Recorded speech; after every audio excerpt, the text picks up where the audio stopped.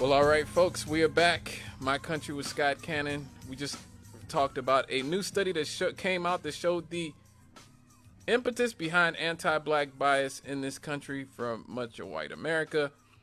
Right now, we're going to talk about some of the consequences. Big shout out to our friends over at the Washington Post. This actually came from the Washington Post. The damaging effects of racism. Racism has negatively impacted generations of people, leading to discrimination, lost economic opportunities, racist policing, incarceration, and in many cases, death. Racial discrimination and structural racism take a toll on the brain and mental health. Emerging research is showing. Experiences of racial discrimination are constantly linked with mental health issues such as depression, anxiety, substance abuse, PTSD, as well as physical ailments such as diabetes, hypertension, and obesity. Black Americans, for instance, are about twice as likely as white Americans to develop dementia. Now, how many of you knew that? I had no idea. You know, that is scary. That is scary. And I can't think of a more. There are very few diseases and more very few ailments that are more terrifying than dementia. The idea of losing one's mind, and to hear that if you are black, you are twice as likely to develop dementia. That is scary. That is definitely scary. Black and Hispanic Americans are more likely than others to be diagnosed with Alzheimer's disease. Black people and other racial minorities and their brains can learn to adapt, but it comes at a cost, say the researchers. This is Associated Professor of Psychiatry and Behavioral Sciences at Emory University School of Medicine, Nagar Fani, says it's like working twice as hard to get just as far. Wow. Over the long term, racism accelerates aging and degrades key brain circuits involved in regulating emotion and cognition. Now, this is important to talk about because so much of the narratives about the black community is that we are driven by emotion, that there's a bunch of hotheads in our community. That's why there's such violence and such poverty and all the ailments that we have. When you start to realize that the social conditions, and this is what I've always argued here on this show, social conditions degrades key brain circuits involved in regulating emotion and cognition, forcing people into ghettos with redlining and other forms of housing discrimination is a form of warfare, folks. Not welfare, warfare against our community.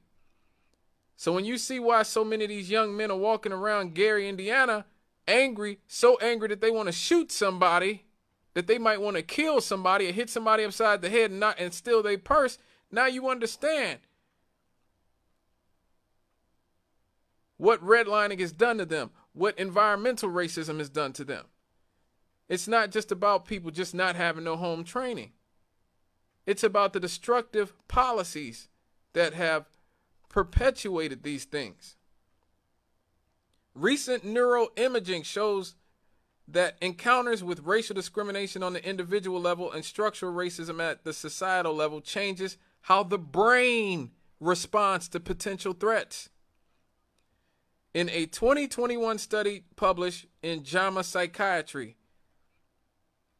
Fani Harnett and their colleagues found that among 55 black women who had experienced some form of childhood or adult trauma, those who reported experiencing more racial discrimination had proportionately higher neural responses in brain regions related to threat vigilance and emotional regulation.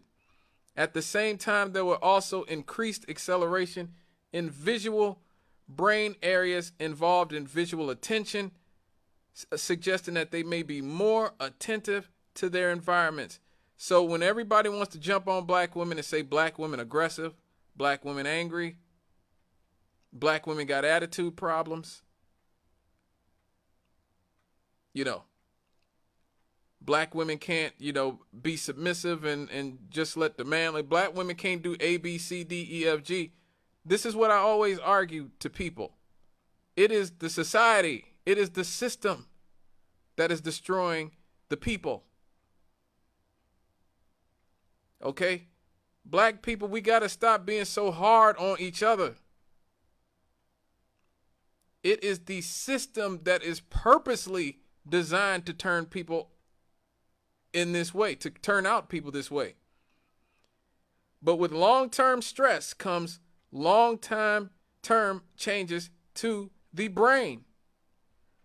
In a 2019 study, it showed the differences between 198 black and white young adults who responded to a threatening loud sound. The researchers found that white individuals had much larger reactivity to the stressor than black individuals. White participants had increased skin conductance and activation of neural circuits involved with threat-related emotional processing, including the prefrontal cortex, hippocampus, and amygdala. But when the researchers took into account negative life experiences, indexes of structural racism such as violence exposure and neighborhood disadvantage, these differences between whites and blacks went away. They force us into these places. How did these neighborhoods and cities become 90% black? Because they were redlined that way. They were structured that way.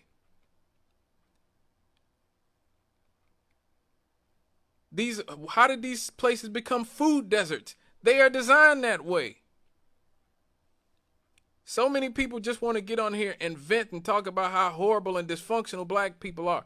The society is created to create angry, emotional people who are incapable of creating bonds.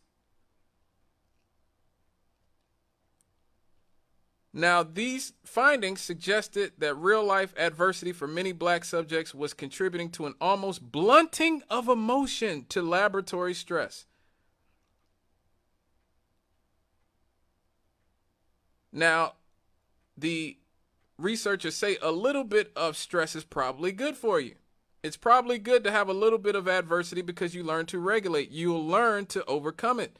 But the problems arise when the stress is persistent, as the direct and indirect effects of racism often are. At a certain point, you reach the end of the resources that you can actually continue regulating. Chronic and constant racial stress contributes to an allostatic load, the cumulative burden on and wear and tear of the body and overall health. Neural imaging data shows that racial discrimination is associated with degradation in the brain's gray and white matter in cognitive and emotional regulation areas.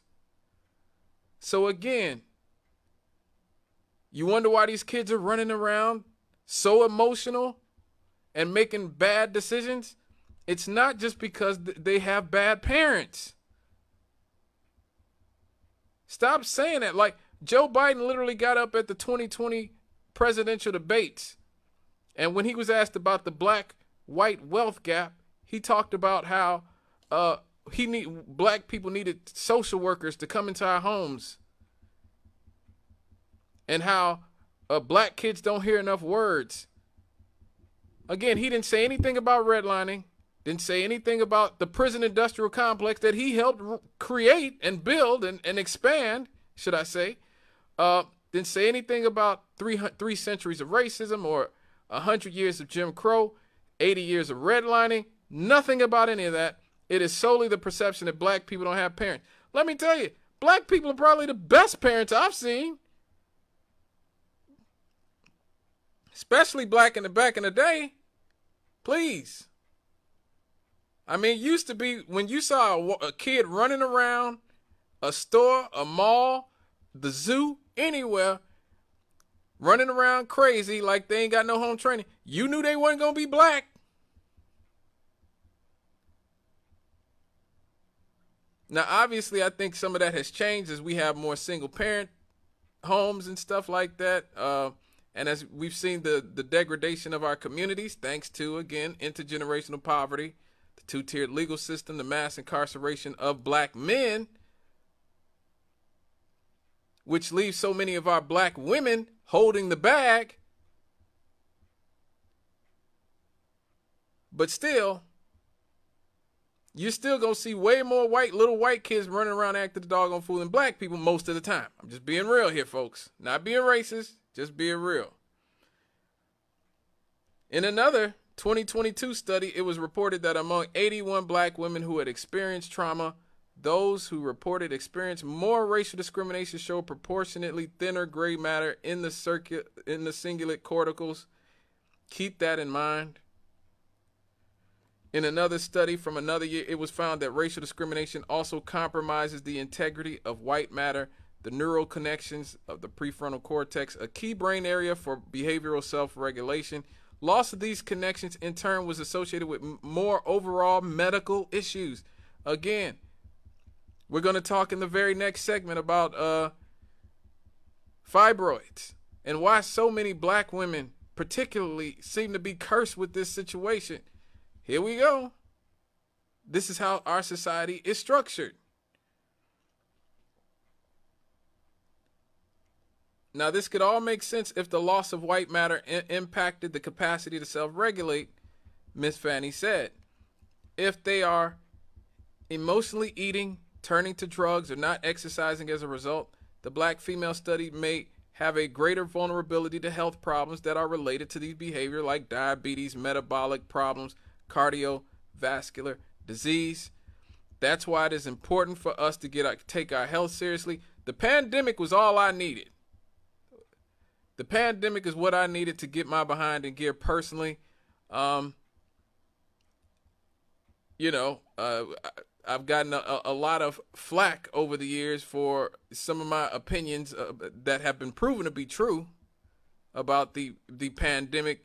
But because I took my health seriously from day one, took my vitamin B, take my vitamin C, take my vitamin D, okay, take my zinc, my ginger root, okay, because I exercise 5 or 6 days a week. Guess who hasn't been sick at all during the pandemic? Yeah, okay. These are things we have to prioritize. We have to prioritize our health because so much in our environment is deleterious to our health, particularly in places here like Northwest Indiana and East Chicago. We saw the situation over there in New Edition, where a lot of my family came from over there in New Edition, Calumet, where they had all that pollution over there. We see here, we live in a cancer alley here in Gary and in Northwest Indiana, one of the most polluted places in the country. So it's even more imperative. I get on that treadmill and I run. I got me a total gym. I get on that. When the pandemic started and I couldn't go for my walk nightly anymore, I couldn't go for a walk every night around Miller anymore, I got on the treadmill. You got to take it seriously.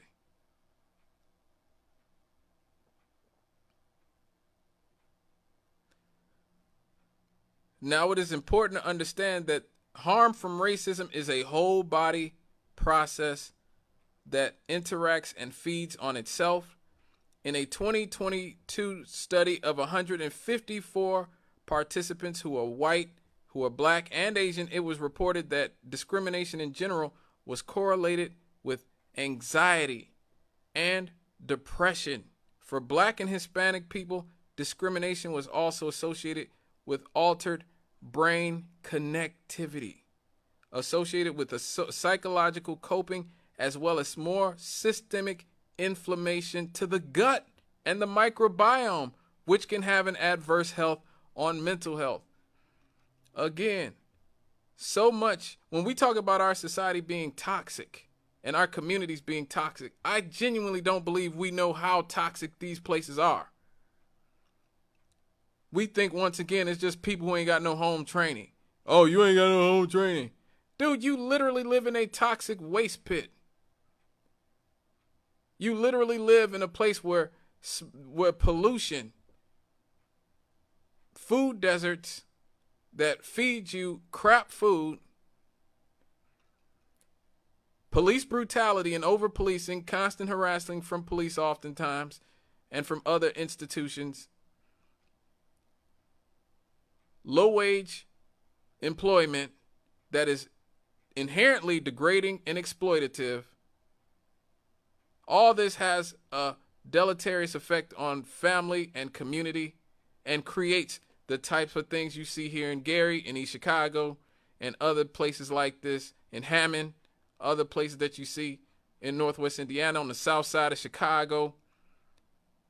Again, we need to take that energy that where we get mad at like rappers or something, and we need to put that on the politicians that allow this crap to happen.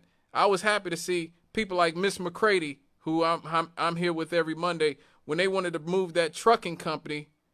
Well, when they moved the trucking company, she was here. When they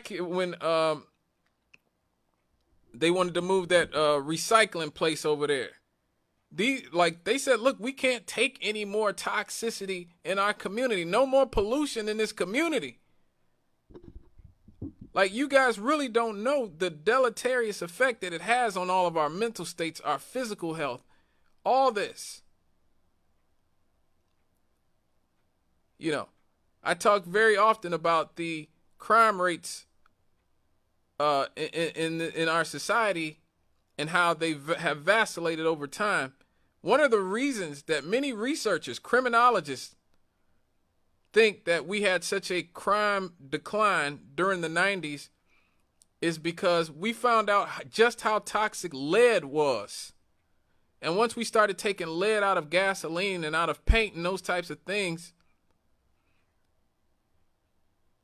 we actually started seeing lessened violence, generations of people growing up in inner cities without quite as much lead poisoning, which led to crime going down. So that could tell you that for so many years throughout the 70s, the 80s, and the 90s, when crime was at its all-time peak, that so much of that could have been caused by lead exposure and exposure to other toxic chemicals that disrupts the way the brain regulates itself, destroys your prefrontal cortex, your amygdala, how you regulate emotion, how you think logically and process. And then we just want to get here and we just want to, we're going to blame black men, we're going to blame black women, we're going to blame parents, dude, the system is designed this way.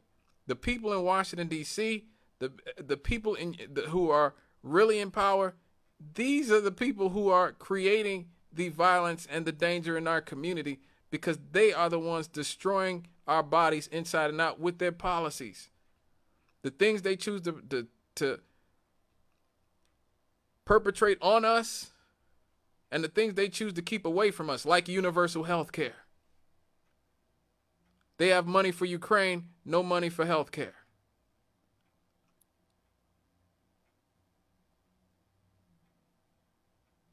$200 million for Ukraine. $20 billion is all it would need. We'd need to end homelessness permanently in the United States of America. 1/10 of what we've already spent on Ukraine. And then once again, we laugh at San Francisco, where my nephew lives. We laugh at LA and the homeless people there, and we just assume they're all just, decadent junkies who are getting what they deserve.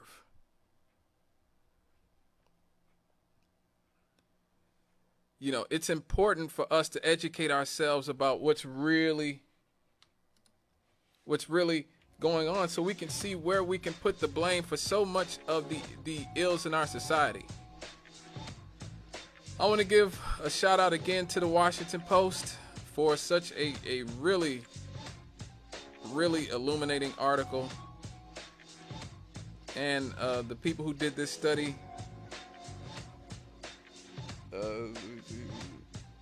the Emory University School of Medicine, and also the JAMA study of psychiatry. Thank you to all of them. When we come back, we're going to talk about we're going to keep it rolling with health in the black community, and how our environment is affecting us. We're going to talk about the silent epidemic for our sisters, our mothers, grandmothers, daughters, cousins, aunties, friends, fibroids. We'll be right back after these.